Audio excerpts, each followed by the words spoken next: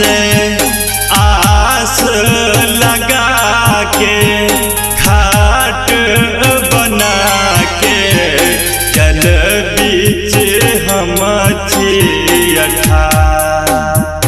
हाँ हाँ हाँ सूरज देव सुनाना पुकार।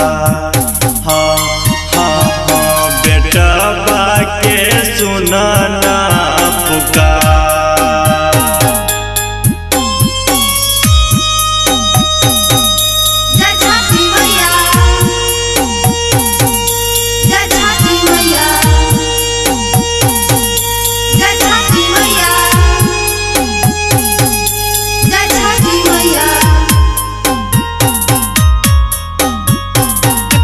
सब सुन रहल छी अनु रिकॉर्डिंग स्टूडियो के भक्ति में प्रस्तुति।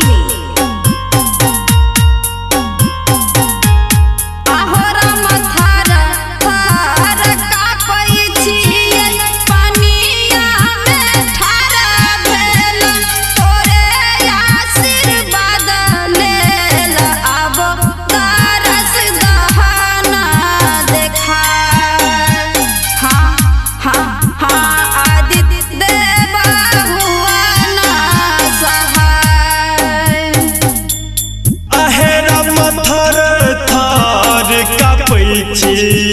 पनिया में ठाड़ भेल तोरे आशीर्वाद ले अब दरस दहना दिखाए।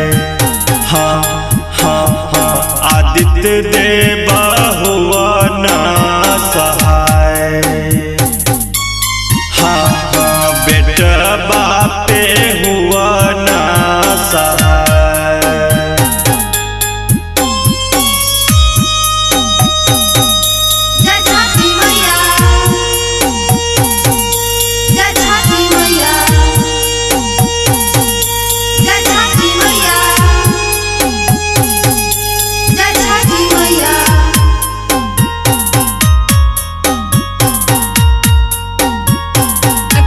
सब सुन रहल छी अनु रिकॉर्डिंग स्टूडियो के भक्ति में प्रस्तुति।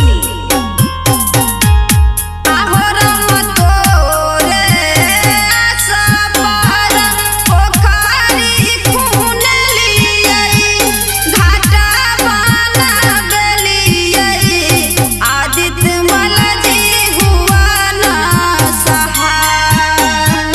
हाँ हाँ हाँ मनोज